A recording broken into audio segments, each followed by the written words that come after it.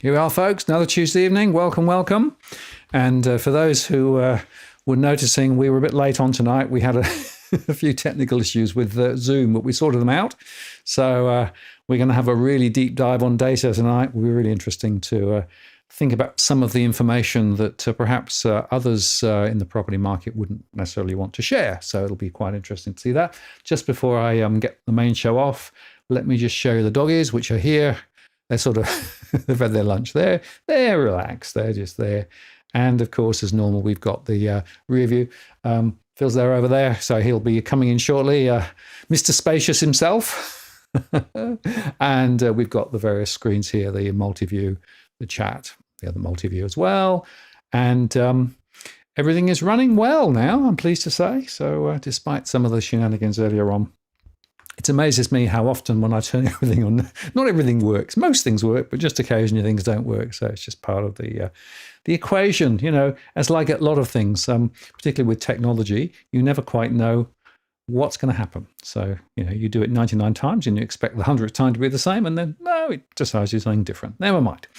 Anyway, I think that's enough preamble for me. Let me get rid of that. I'm going to start show proper and I'll be back in just a moment.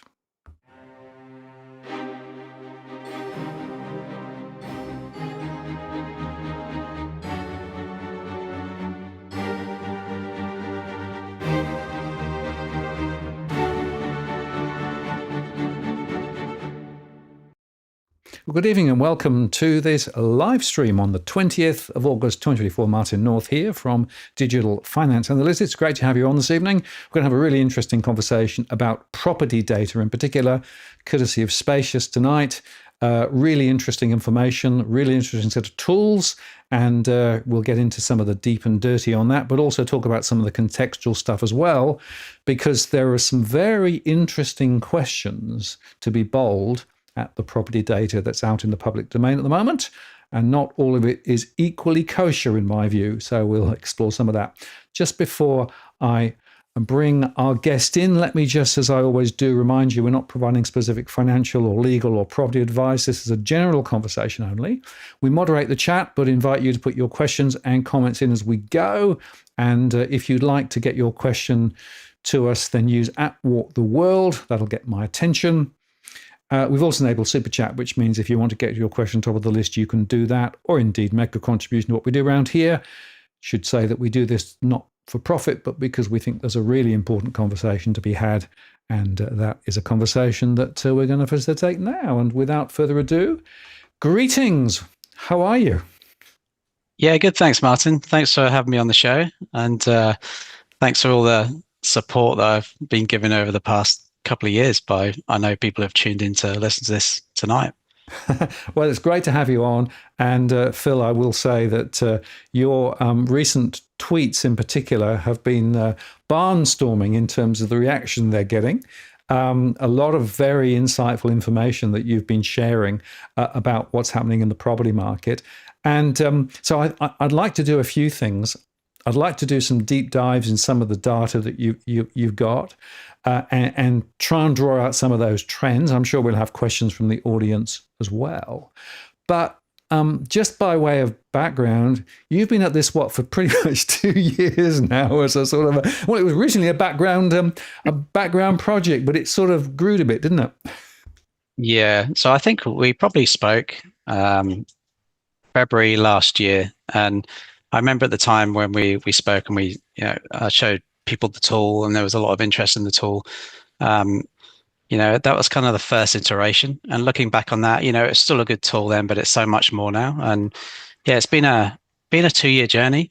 Thousands of hours have gone into this, and it's, people have asked me, so is it a big company, and who owns you? And it's like, well, it's just a small company. It's me, my wife, a couple of developers that we've built this tool. So this is our passion. This is what we want to do. So hence the product it is now. So yeah, 2 years of really hard work, and we do this through passion. We don't, we haven't charged until now either. So we're starting to charge because we want to continue to do this. Yeah. And the truth is, of course, that effort and time is not cash free, is it? I mean, it takes time and effort and money to do things. And my passion project was to do with the mortgage stress and what's happening around there, and it sort of got me around the throat, frankly. It almost took over my life. So I suspect that you had something of a similar sort of experiences. Yeah, waking up at 3 a.m, realizing that something's not right with the website, and then you have to go in and fix it. Yeah, it's been like that. It's from the start really. So but yeah, like we what we really want to do is listen to the people out there and what they want to see, what data they want to see. And this is why we're on Twitter or X. We listen to every single piece of feedback, and we take it on board. And if something's not right, we'll go and fix it. So the tool hasn't been built through my ideas or the teams. It's been built through people who have replied on Twitter and supported me and the team. So yeah, thank you for that. Absolutely. And, when I first saw what you were doing a couple of years ago, I thought this is really, really important. And there's a very important context here, right? Because there is a certain amount of property data out there, but a lot of the property data are presented by portals who have interests in getting more clicks and views, or being connected back to the media, or frankly selling their own data and making money off the data sales. And so sometimes I think it's true to say that the data that's presented and is readily available to the general public isn't actually the complete and full picture of what's actually going on. To give you an example, if you look at a lot of the property portals now, there is very little information available about what property is sold at. And that's a big gap. So if people are trying to work out what's going on, then that's a problem. What tends to happen is that the domains and the core logics and all the others, they're producing high-level statistics and are then putting that out. But those high-level statistics quite often don't tell you very much at all because of averaging and because of the fact that garbage in and garbage out, and sometimes there's delay in the data and all those things. So if you are, ordinary Joe, as it were, trying to understand what's going on in the property markets, actually going to a lot of those portals gives you a very partial picture. And that's really the thing that you've started to drill into in terms of the way that you thought about the data in Spacious. Yeah, I totally agree. And this is, we were thinking about our differences the other day, and just to make these more apparent to people when they come to the website. And we are truly independent. We're working on behalf of the people, as we say, instead of the agents. And interesting you said that, because we actually reached out to a lot of these big real estate portals like Domain, realestate.com.au, to get data. And I call it the barrier to entry. So the barrier to entry for anyone like myself trying to put this together, Domain initially had a free service, then they got rid of the free service. Then I repeatedly emailed them for data and they didn't respond to me. Realestate.com want thousands a month, literally thousands a month for data. And I thought, well, if that data does have some bias in it, then I could start this site. I could obtain that data through scraping, and I can present the real picture. And I think that's where we come in. We're truly independent in the market, and our aim is to provide this real estate data, this transparency to everyone.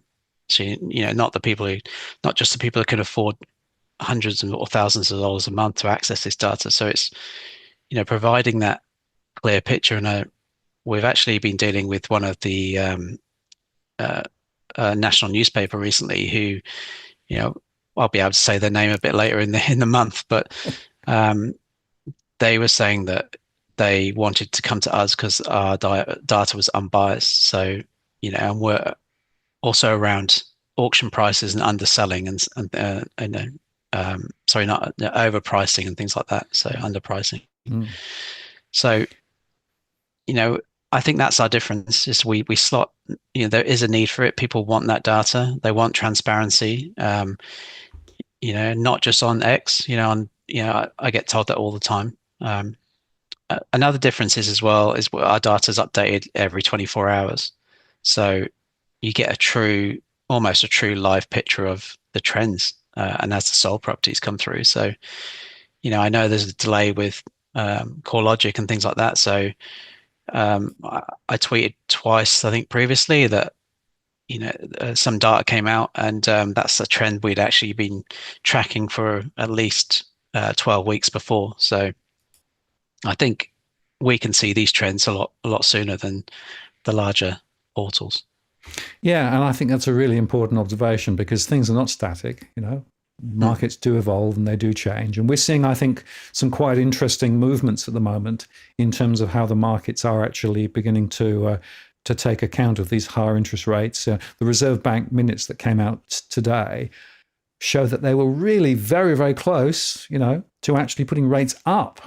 So there was absolutely no expectation of rate cuts. And that's a really interesting observation comparing CBA, who thinks they're going to cut in November. Yeah. NAB is saying May next year. So, this pressure from higher rates is going to have a significant impact. And then we're starting to see a little bit of a change in terms of the listings. So the listings are slightly higher from last year. And certainly in my analysis, we're seeing quite a lot of properties that are coming on, the ex-investment properties, where they've not been very well maintained.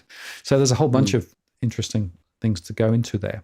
But look, let's give you a chance to just show people a little bit of how Spacious functions. We've got a screen share set up here. So do you want to just jump into it and perhaps give people Sure. a little bit of a heads up as to how it looks and what you can do? And then perhaps what we can do is to go into some more detailed information.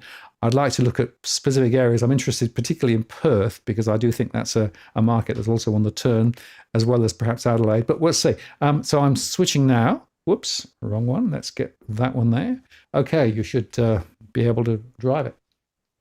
Excellent. So yeah, for people who are not familiar with Spacious, this is the home screen, and we like to show how many properties that we track. So there's over 300,000 properties on there, and 5,134 free users on the site. So that's amazing. That's since we launched. So that's amazing uptake. And there are lots of free things you can do on the website. So you can actually search for a property here. This search is all decreases. So you can hit search and go through to all the Melbourne decreases. It's currently 2,661 there. And there's different filters at the top. So we try to make it all very aligned across the site. So you can look at the highest decrease and things like that. And something that's caught a lot of attention recently is the last sold price. So we've just actually upgraded our data scraping capability, so we're able to scrape faster, and we're starting to scrape a lot of these prices that they were sold for previously. So that's that's similar to what the other portals have, apart from they don't show the decreases as clearly. But I think one thing that we really stands out for us is the maps, and this is something that happened in the first iteration when we last spoke. But we've added sold maps. So, for instance, Martin, you said about Perth.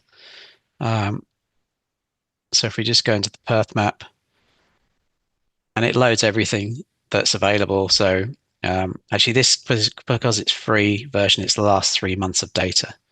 So you can see there's a key down here on the left-hand side. You can see from everything that's sold over listing, and the areas that haven't. I mean, Perth's just keeps increasing, although it does have a low median house price compared to the rest of the country.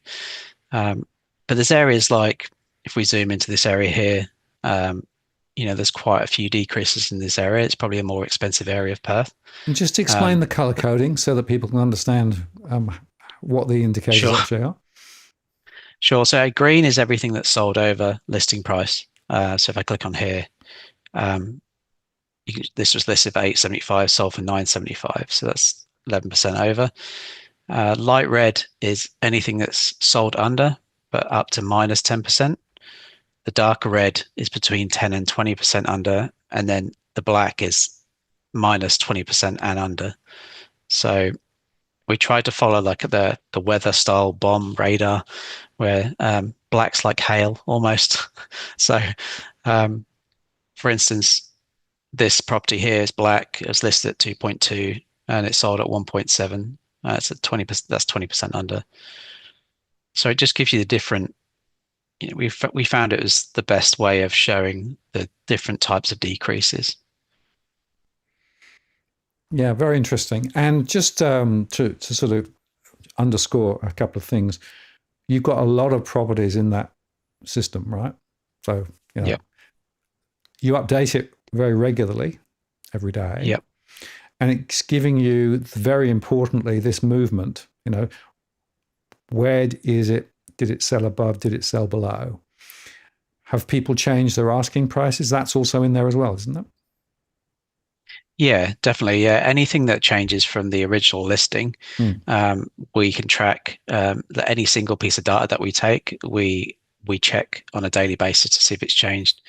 And we do kind of do a double check, because our scraping tools will check to see if anything's changed. So, like, just to give you a bit of, it's the kind of geeky side of me, just to give you a bit of information. There's like almost over 100 scripts every night that run and filter and process this data. So, and that has taken the full 2 years to get them right. So. You should see my my programs. We get survey data in, and we have to process all the survey data. It's continuous, Oh, yeah. and trying to make sure that these are all accurate, and of course making sure that it's doing the things that you expect it to do. And then of course you have people come in and say, well, can you do this rather than that? And then it's a journey, isn't it?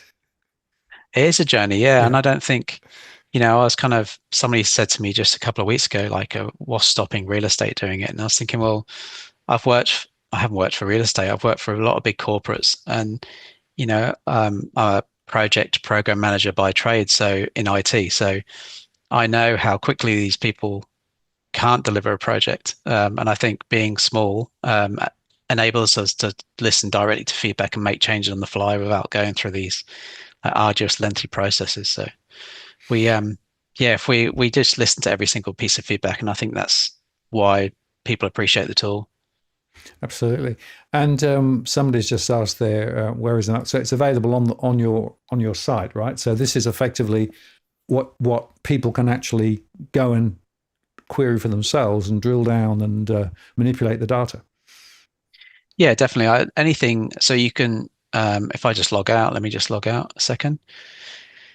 So you can, you can look at we actually did a property highlights page that shows you highlights for each individual city and state. You can do a property search for decreases. You can look at all our listing maps. You can look at all our 3 months of sold property and the sold property maps as well. So we actually find the maps are one of the most popular things on the site. So, we don't restrict those. But yeah, we offer a lot more data in the actual paid version, but we didn't want to take away that functionality that people like. So. Yeah, no, that's good and generous of you actually to make information available for people without having to sign up. But the professional version, which is now launched, is very, very powerful. And I suppose if somebody's interested in a particular suburb, you can drill down into quite a granular local area, can't you? And that's one of the most powerful features that I see. Yeah, you can drill down on the map. We actually played with heat maps as well. So, but the way we've represented the data, we feel like it's a heat map. For instance, if I could just show you this. So we'll go to Sydney, the Sydney sold map. So on the Sydney, it's just loading all the data. So if we zoom out, you can see there's probably about 9,000 properties on here. So, and we can see this like kind of area that's all sold under, and the west of Sydney that's all sold under too. So, I think it gives you, and then like you say, you can drill down into specific areas like here. Why have all these sold under? And these are the questions that we get and we ask ourselves as well, and we go investigate. Also, we in the main. I go through this in more detail later. We also have suburbs as well. So if you click on a suburb, for instance, say we go to Melbourne, go to Albion, this is a more targeted view of the suburb. So it shows you how many have sold, how many we've tracked, sold over listing, sold under listing, the current listings in that suburb, and then recently sold properties. And what we're trying to do is at the moment, as a new feature, we're trying to build a property and suburb like map or property and suburb report, so which goes into a lot more granular detail. So people are able to just run these reports on these properties and get detail that's not available on any other portals. That's what we're trying to do. Trying to show the value. Absolutely. And the power, of course, is I think as you go down into those local suburbs, and you can presumably filter it units versus houses and those sorts of things. I mean, what is there more filtering below that? So can I say 4-bedroom houses versus 3 or anything like that? Or is that? Yeah, definitely. In the paid version, there is a property search, so you can go down and look at the both for sold and for listing. So you can go straight down into. I'll just show you. So if I start with the dashboard, it will make it a bit clearer. So this is the Spacious Professional dashboard, and it's got some links up here at the top. These are my save searches. So you're able to create a search and then just refresh your searches based on any properties available. And I only just refreshed this today. So if I go in, if I want to create a new search, I can go in and say Melbourne. I can go to a specific suburb, the property type, whether it's house, apartment, or other, the bedrooms, maximum price, and we added keyword as well. So you're able to add one or multiple keywords in there, and you can search, and then that will save your search here, and you can just view properties at the moment. All very similar there, but what we're trying to do is we're trying to go out for we get lots of feedback of, can you add this extra filter, or can you add this extra field to search across the property, and that's possible. Yeah, anything's possible. So what we're trying to do is, we know people have got specific areas they want to search for, and these are their saved searches. So they can just come in and refresh the searches on a daily basis. It'll tell you if there's new property, and then you can go view that property. On the maps, there is what you just mentioned. There is, so if I go to a listing map, let's see what's available in Perth. So again, the listing map's a bit different because everything in grey there's no change. Green over and red under, but you're able to search by property value on the map, or even property type. So you can say, I want to see just houses. And obviously there's not a whole lot of property there in Perth at the moment that's listed.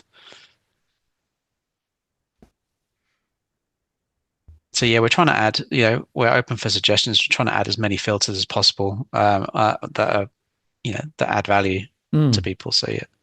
And one of the comments in the chat was, well, there isn't a huge amount of property information in regional areas, but that's a statistical point about the fact that the property density in regional areas is a lot lower, right?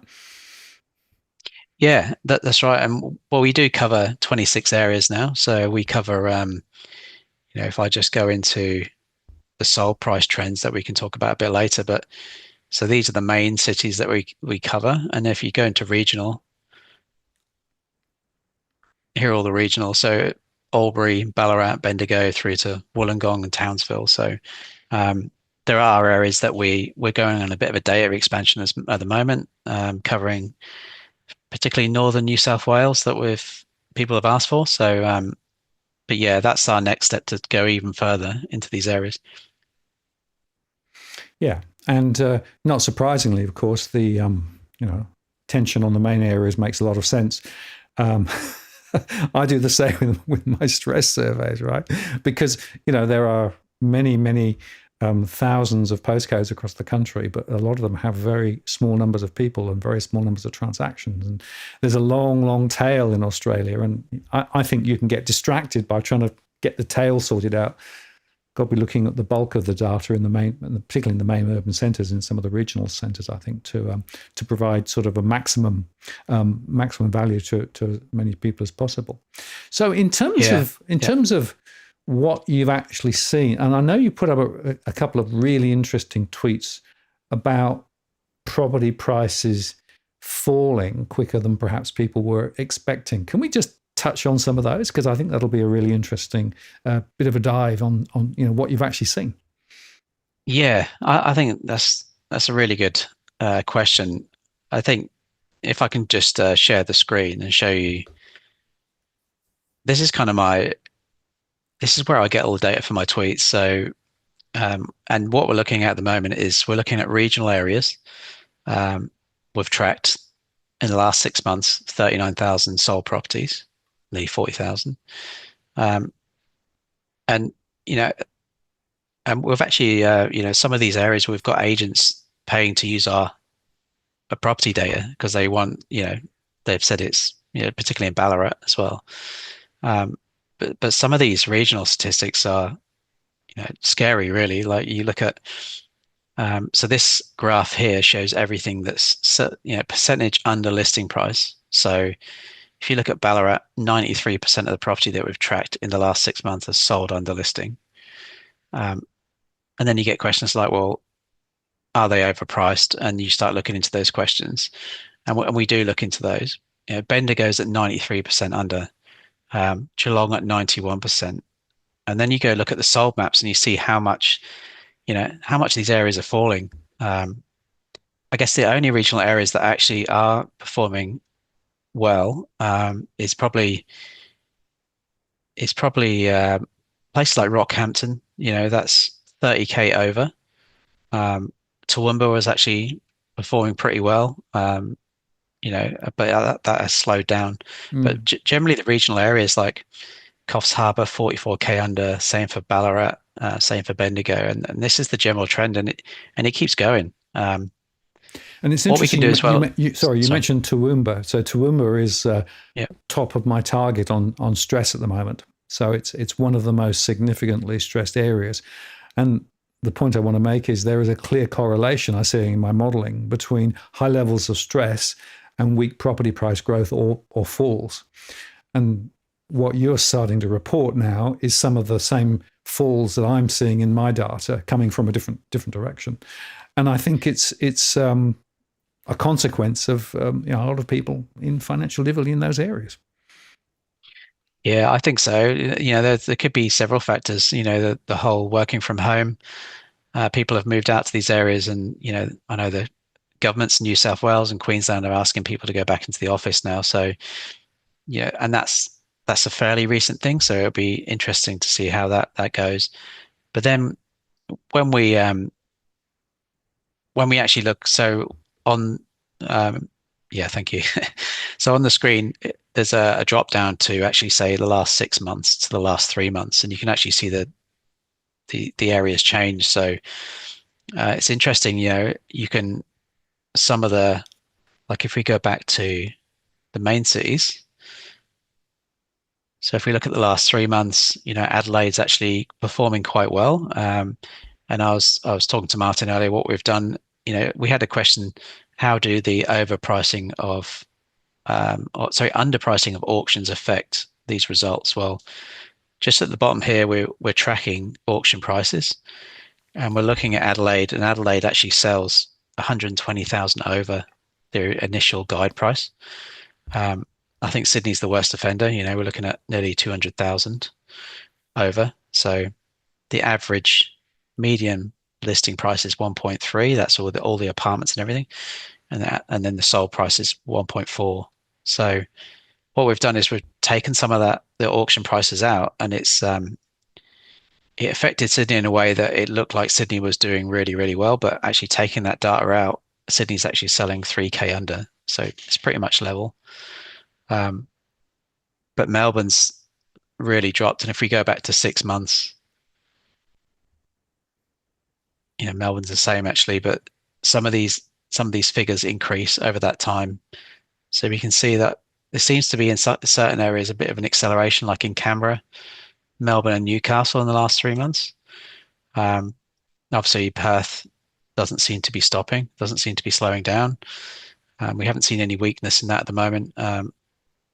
And particularly, you know, the Sunshine Coast for us, we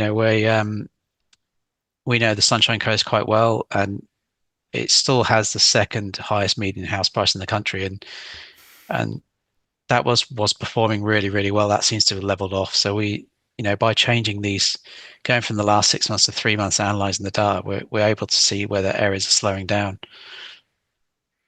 or gaining pace. Yeah, and of course the challenge is you have to spend a lot of time on the engine to be able to get the data to be processed. But of course, the real insight is actually the so what's from what you're seeing, right? And I always find the same dilemma that I've got with my modeling, right? I spend a lot of time under the hood, as it were, but I've still got to come up and try and actually let me just try and reflect on what I'm seeing so that I can actually tell some stories as well. And I always find it a contention between keeping the engine running and trying to actually draw out the insights, and that's not easy. That's very true. Yeah, it's very true. And we've got lots and lots of supporters on X, and we really appreciate that. And we like that they ask questions about the data, and we've got some people who it doesn't really fit their own agenda, and they'll question the data without their own set of data. So that's always interesting. Well, it's interesting because, of course, you have a foundation of data to be able to actually justify what you're seeing and producing a position. I do that with the data, and I find that on the other side we have people who come out without any data at all, just saying no, it's not right. Well, show me your data. Well, I haven't got the data. I just know it's not right.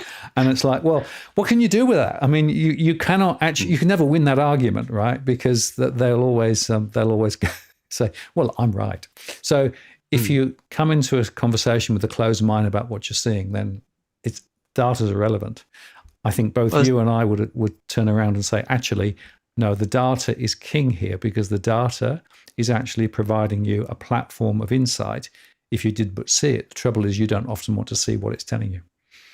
Yeah, exactly. And it's, it's probably fair to say it's about emotion. We try to remove the emotion from it. We don't, a lot of people act on their emotions, and they, if they see, particularly Melbourne, they see property prices going down in Melbourne, they respond from a position of emotion, I guess, and we don't. So. It's always the way. Now, a couple of questions for you. Jeff asked this question: is there a metric?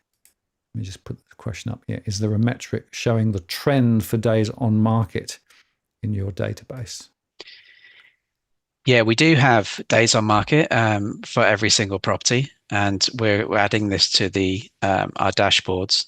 We find it's not it's a tricky one, because so if we take data from domain or real estate, they may keep that listing on longer than when it's sold. So they don't necessarily stop the days, and say it's 190 days on market, and it's not a true reflection of how many days it actually was on the market, because that listing could be on for 30 days more, because the agent wants to put a sold price on it and keep that listing on. So it's very difficult to track when it actually sold. So we could go back and take the sold date and take the initial listed date, and we could work the actual days on market. So we could do that, and that's probably another script that we have to run. So we will be adding. We're conscious. We initially took it off because we were trying to, it wasn't a true reflection of how, we'd take them, I guess, the average days on the market, and it wasn't a true reflection of all the property we've got. So we'll work out a better way of showing that. And of course, the other problem is that agents sometimes will put property on for a bit and then take it off, and then put it back on again, or it'll switch from one agent to another agent.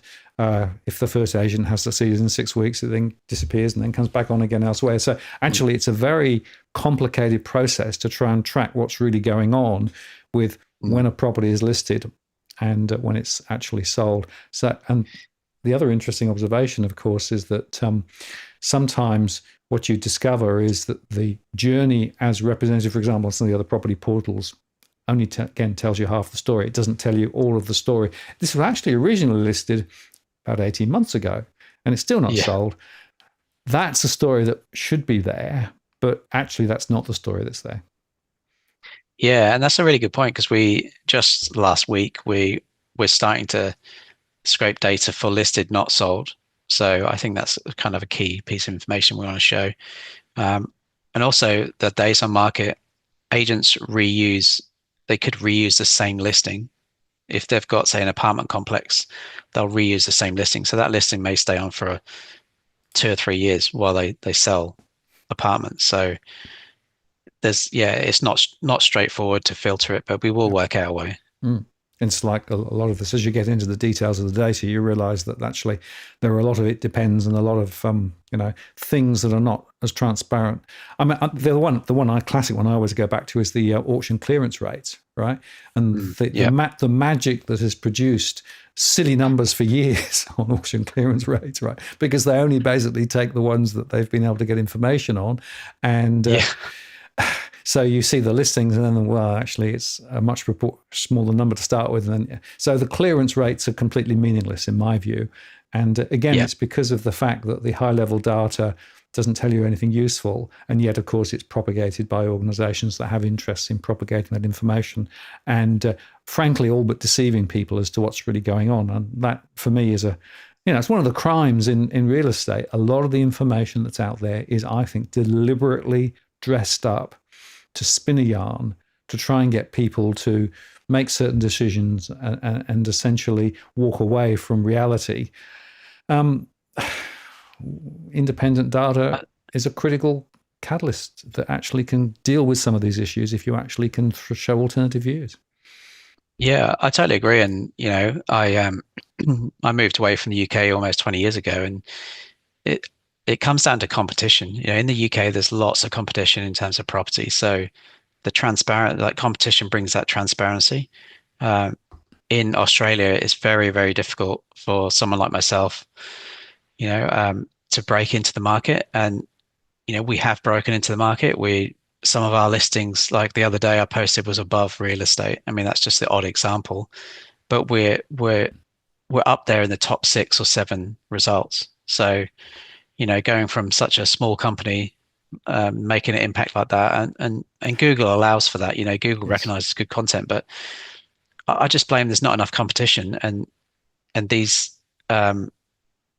I don't think they want competition. They want to, like you say, spin the narrative. Yes.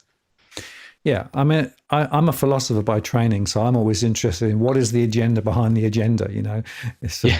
What are they really trying to do? And if you look at the recent results from both Domain and REA, it's about clicks and it's about throughput and all those things, right? So they've got a particular agenda that they're actually working with at the moment.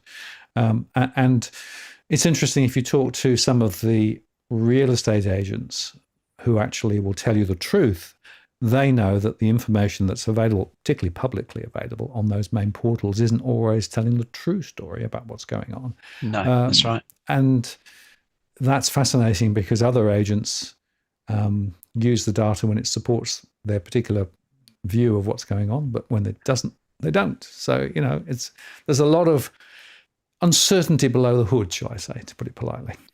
Yeah, and it's amazing how much trust, I imagine how much agents and they trust in that data, maybe because it fits their own agenda. But like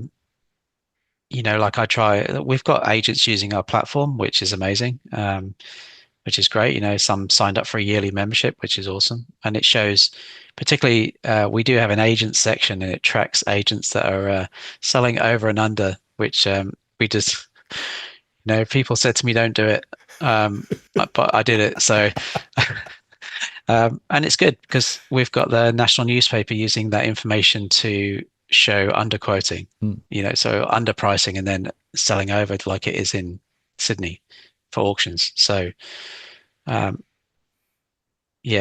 think, it's not about, it's about transparency and, and helping people, bringing more transparency to the Australian real estate market. Well, that's much needed in my view, and particularly on the underquoting story. Edwin has been talking about this for quite some time on the channel here, and it is absolutely rife.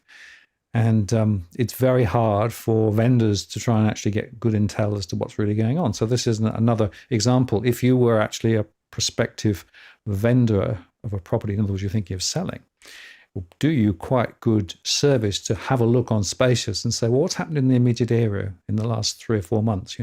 Where are prices? Are they up or down?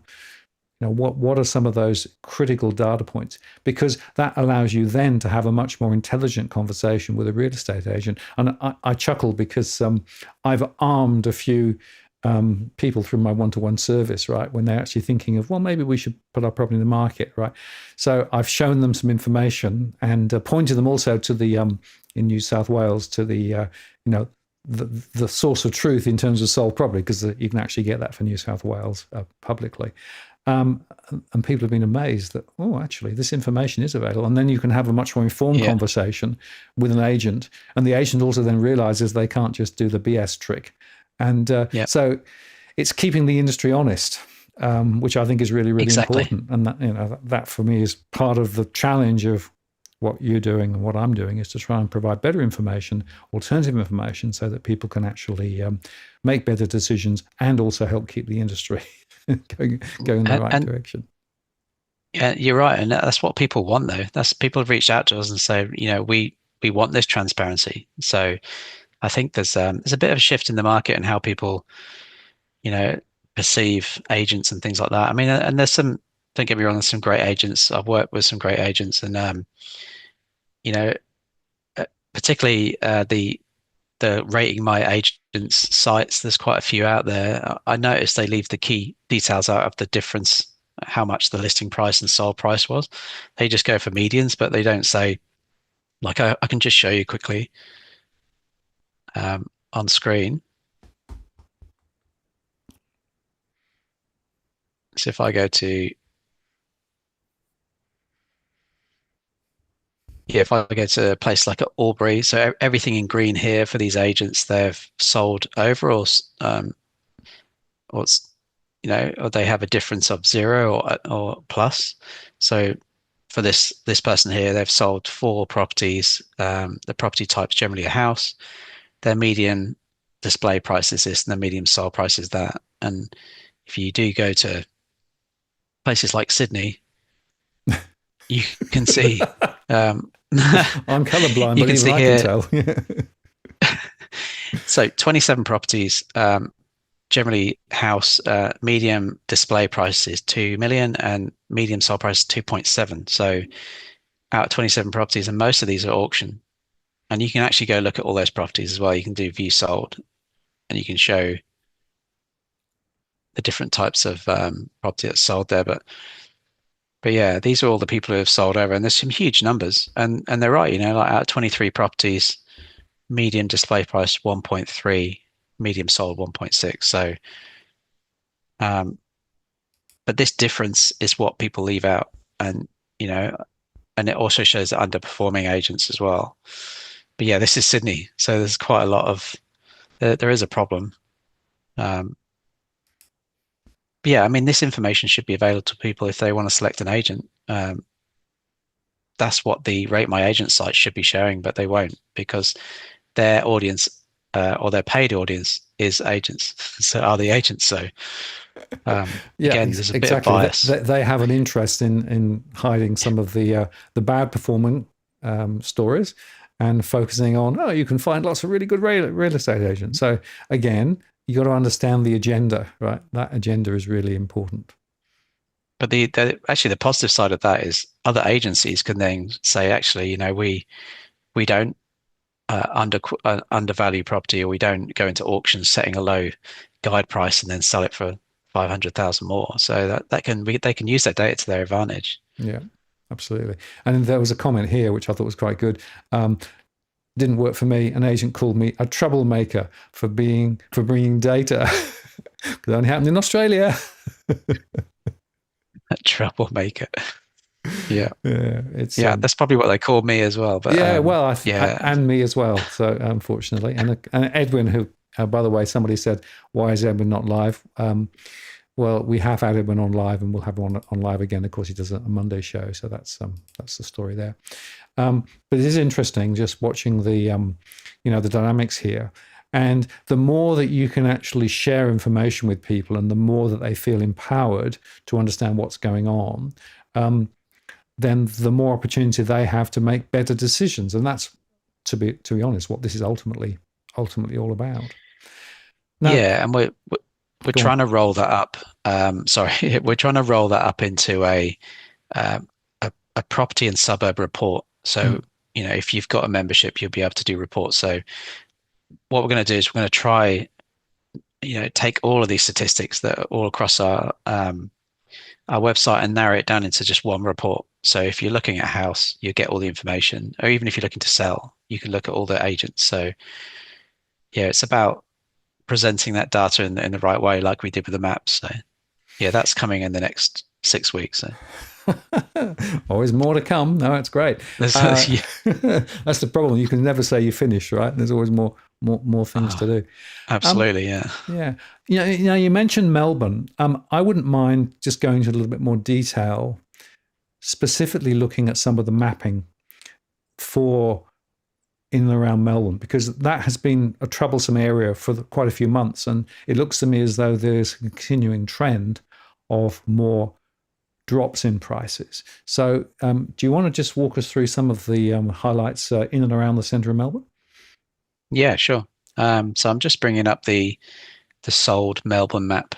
It takes a while because there's a lot of sold property. There's probably Melbourne is probably the most art we have, then Perth and Sydney.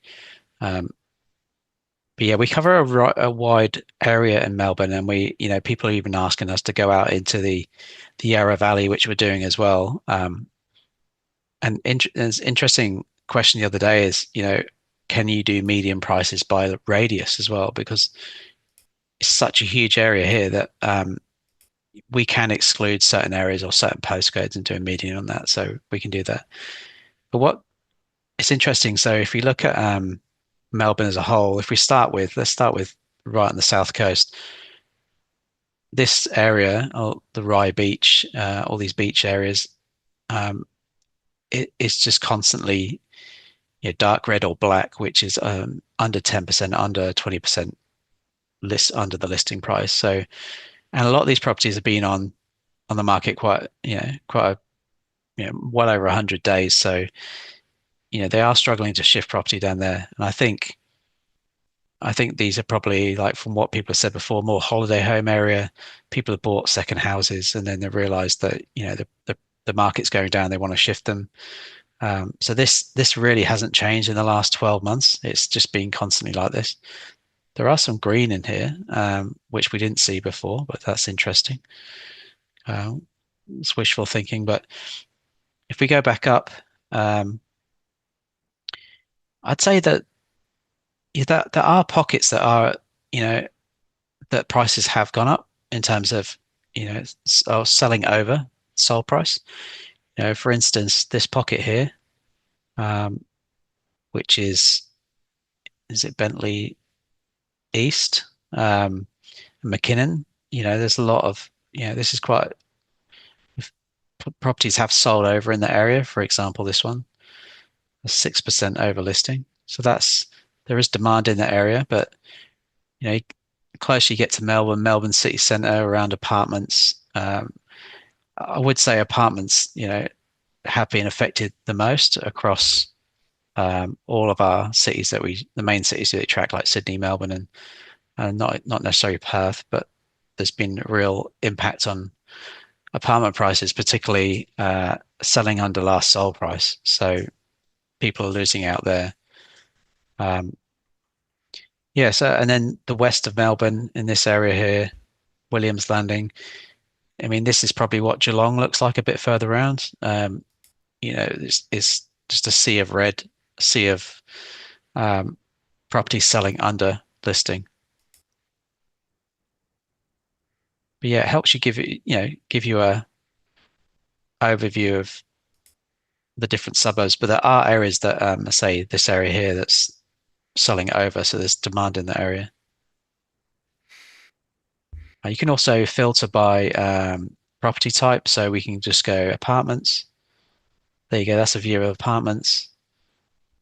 As I said, apartments probably being the most affected. And then there's some townhouses here. See that area there? That the green area I was showing, that is there's a whole bulk of townhouses that are selling over, maybe because of the price and proximity to the city centre. And then others like land, which is you can also do property value as well. So if we, you can say, for instance, 750 to 1 million, you can see if we just drop it down a little bit lower, probably catch some of those, or let's say some of those apartments there, and then some of the townhouses here at that price range. And then we can say 1.5 to 5 million. So that's that pocket there I mentioned as well. So that they must be houses that are in that area.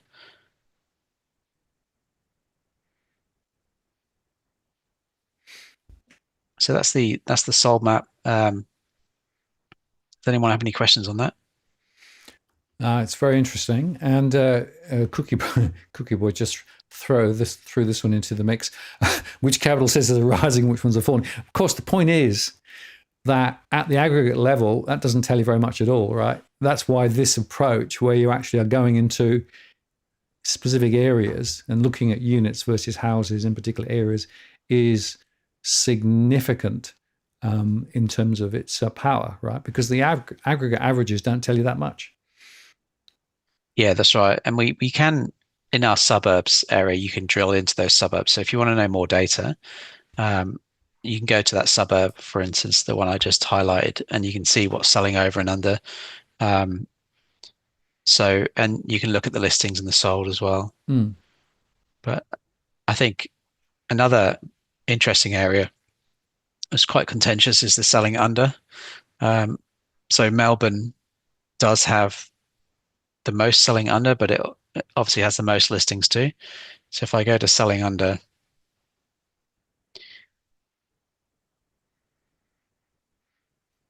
which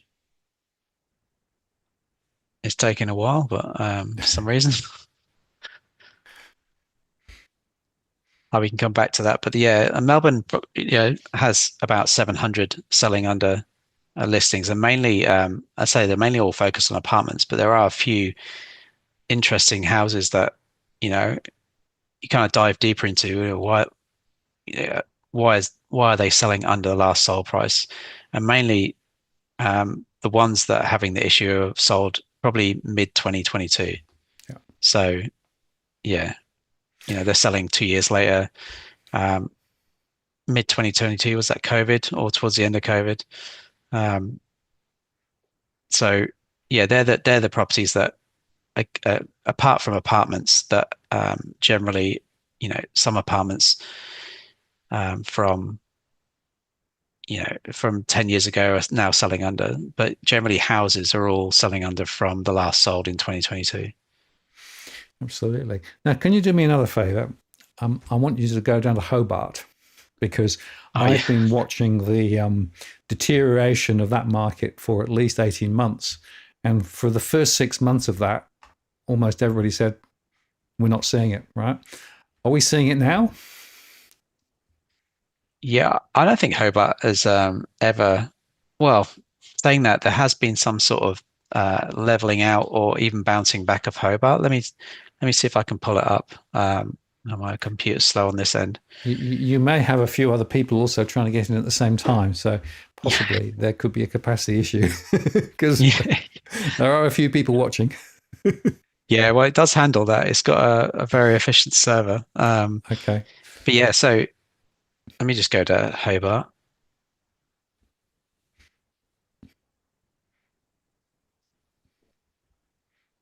Cookie Boy said anti-spook Hobart. We called it. Just saying, yes, Cookie, you did, absolutely. We called it way ahead of anybody else, and the truth is that people are now beginning to wake up.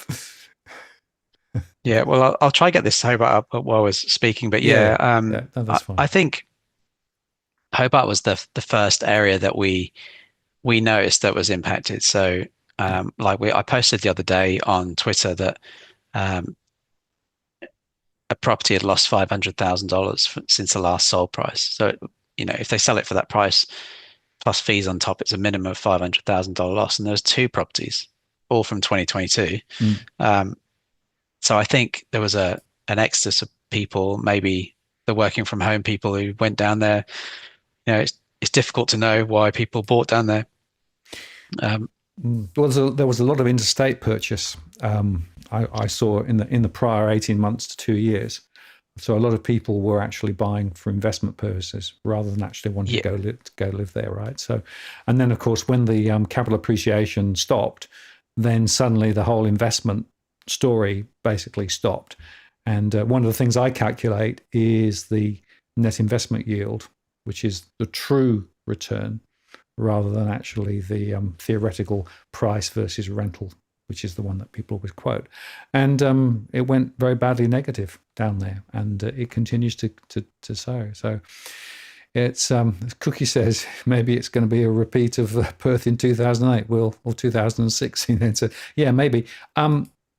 The fact is that these things tend to go in cycles. But at the moment, if yeah. you look at what's happening in Melbourne, it's a very different story to Adelaide, for example. So, is Adelaide going to be the next Hobart or the next Melbourne? I don't know. Yeah, it's difficult with Adelaide. I mean, we still see Adelaide increasing slightly. Mm. We don't really see weakness in Adelaide.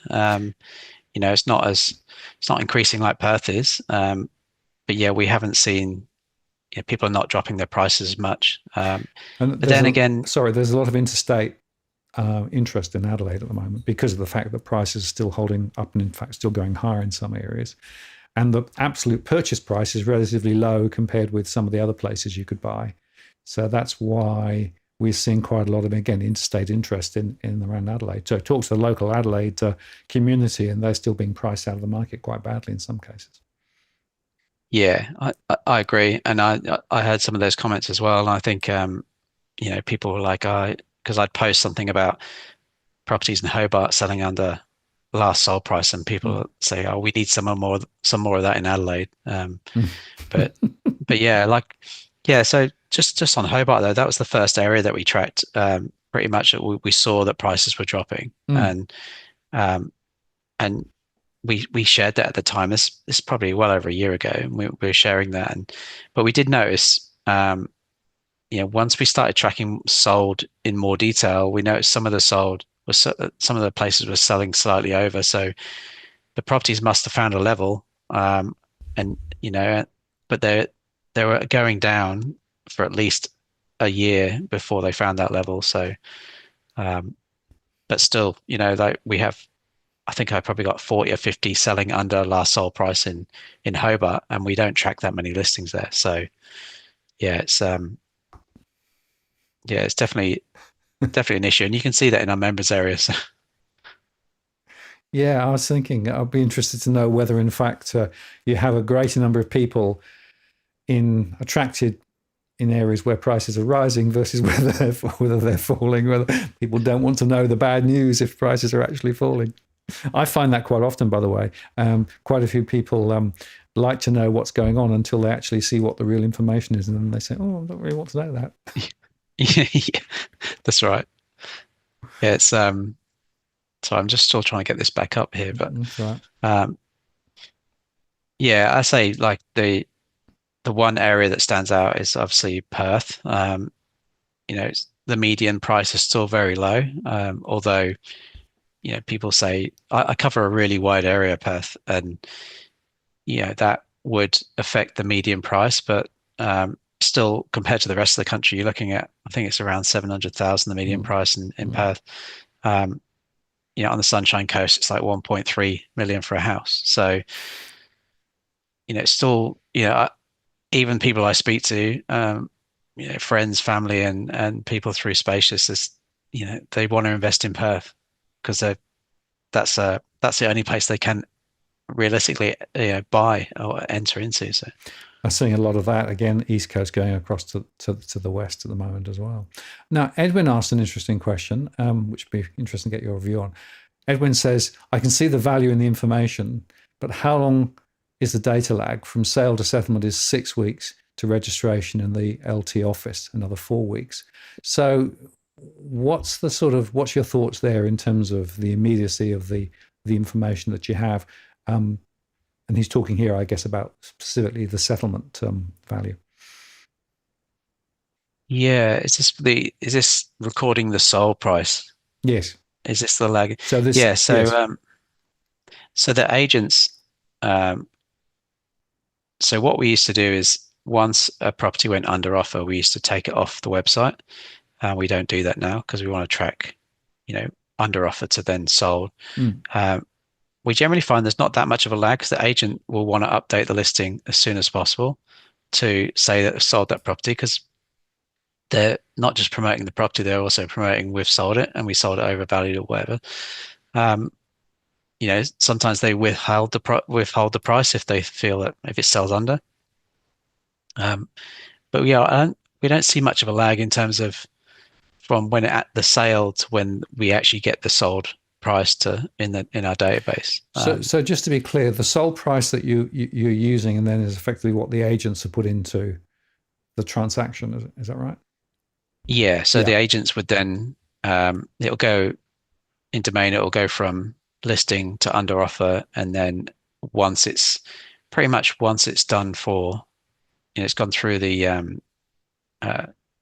2 week period, or and then it's finally settled, then the sold price will be updated then. Yeah. So we don't see like a substantial lag there. Okay, it's interesting because certainly what I see when I'm looking at information that's available on some of the other portals in terms of what the agent has put in, and then what actually has happened in terms of the settled price, when you actually compare it, for example, in the land registry in New South Wales, there can be quite a difference between what they said was actually the transaction value and what actually it was finally settled at. Now, in some cases, it's renegotiated. Maybe there was a survey that was done later or something came up and they renegotiated. But quite often there is actually, firstly, a lag because it takes some weeks to process. And then secondly, you can have been in a situation where those two prices don't necessarily match. And in fact, in some cases where prices are actually dropped, then that information is not disclosed in the public portal. So they never actually tell you what the property was actually sold at. So the only information you can then get is actually from the land registry. Now, of course, in New South Wales, as I said, the New South Wales land registry, that information is available. Anybody can go and query it. In many other states, though, it's now wrapped up in commercial. So you can't actually physically get that same information. Yeah, that's interesting. Yeah, maybe we should go back and compare, get that information from New South Wales and compare it to our sold prices. It would be very interesting to do. I've certainly done it for a few, and where I've done my one-to-one conversations where I've gone into a lot of detail, one of the things that I do is to compare the portal information with the land registry information, and quite often the land registry information, value general, is different, and it's fascinating because, of course, what you can do is to take a particular suburb or a particular road and you can look back over several years and you can get the whole history of all the transactions that were settled. And that is, for me, the definitive source of what actually the prices were. But as Edwin says, that doesn't get updated until the thing is finally settled, which can be anything between 6 weeks and 12 weeks or more. And in fact, when I sold my property in Cremorne, I had an 18-month settlement.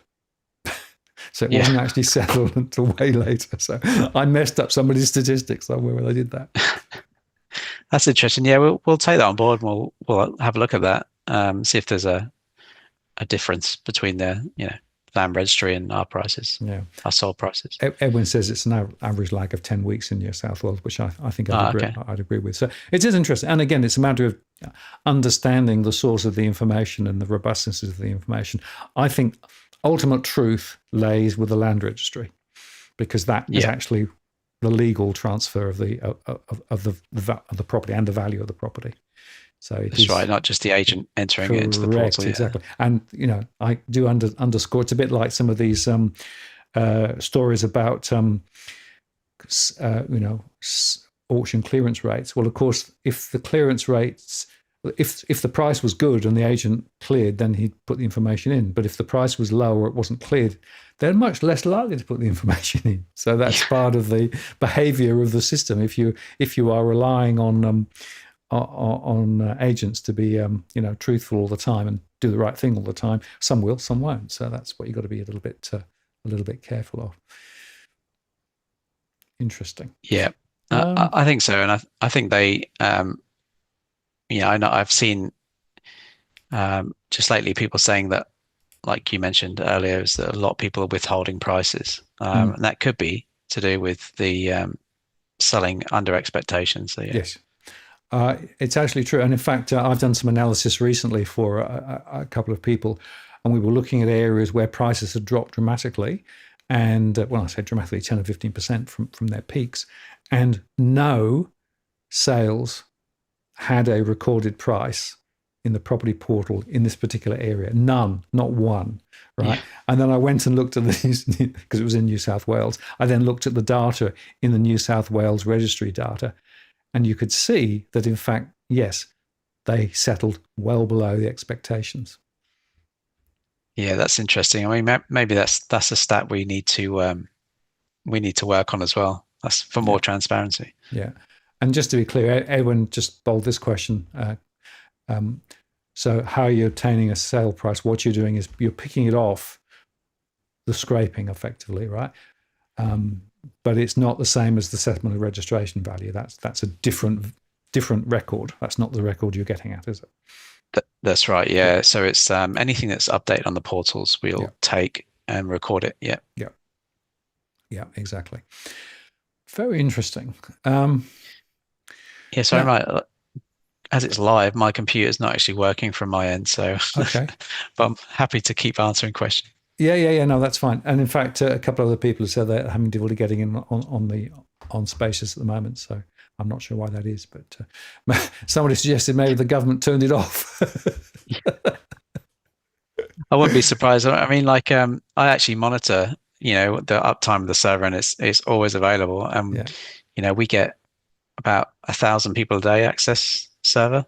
So yeah, unless there's like 1 million people on right now, then well, I don't think we've got 1 million watching at the moment. We've got quite a few, but as this particular Drew said, I've bookmarked the site for later use when the server comes back up, kind of when Bill Gates introduced Windows on stage and it crashed with a blue screen. Well, the problem with doing any demo of anything is always, if it's going to go wrong, it's going to go wrong for the demo. That's just the way of the world. So you've been at this for a couple of years, right? Where do you think it's going to head now?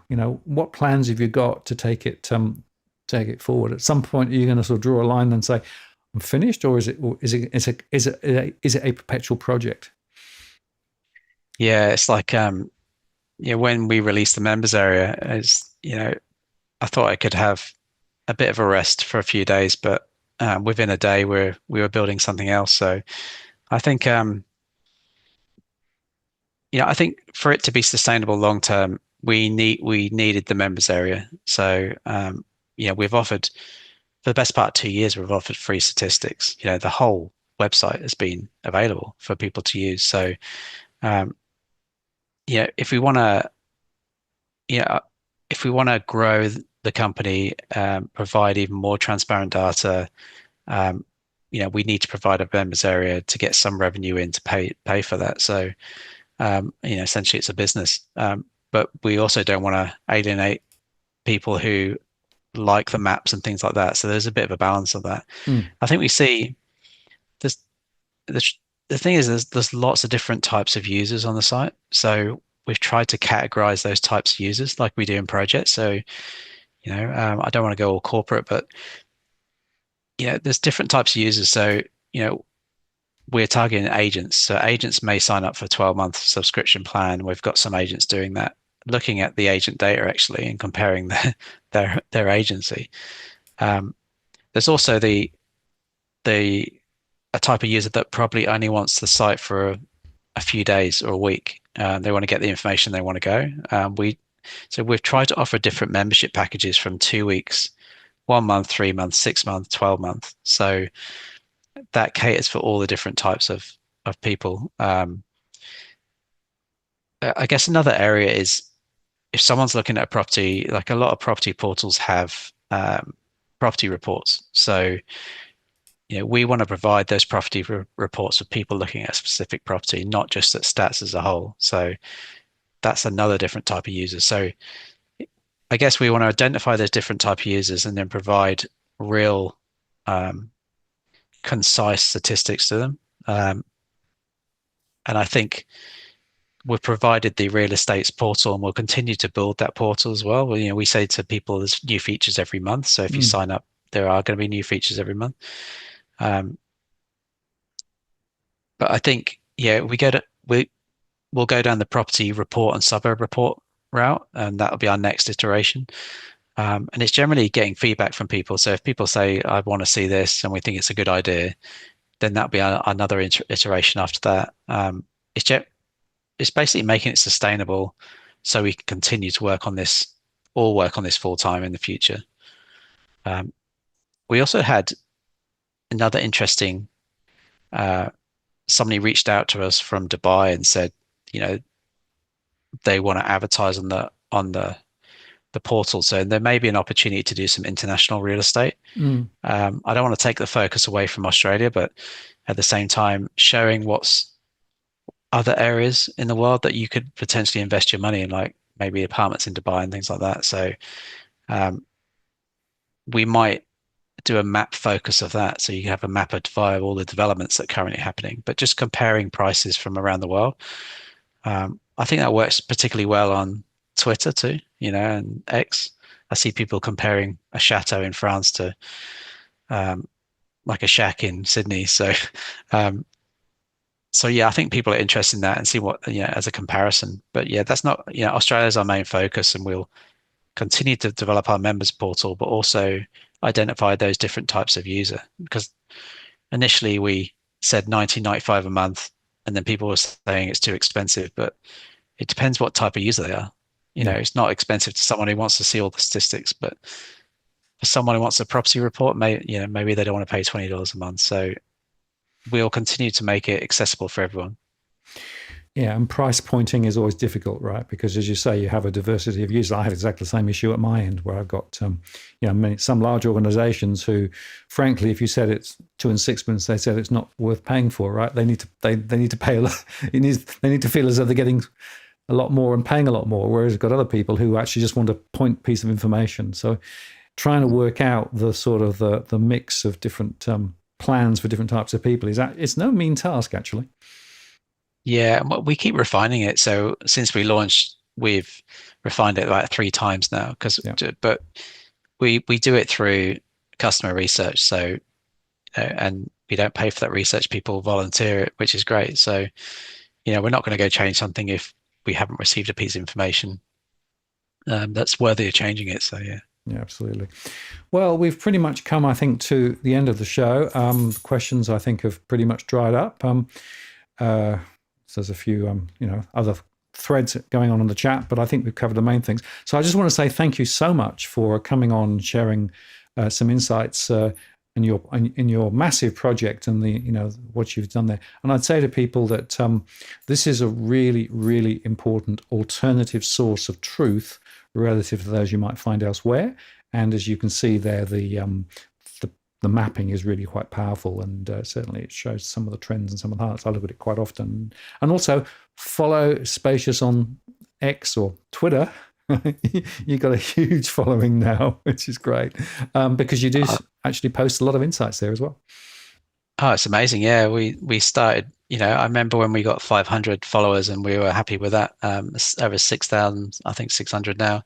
But yeah, I mean, we just want to post, really concise insights on there. So, even that information is free for you to access, subscribe, and then we can deliver that to you. So, I want to say thank you to all the people who have supported it out there. Some people gave us donations too. That helped pay for some of our server infrastructure. So we really appreciate that.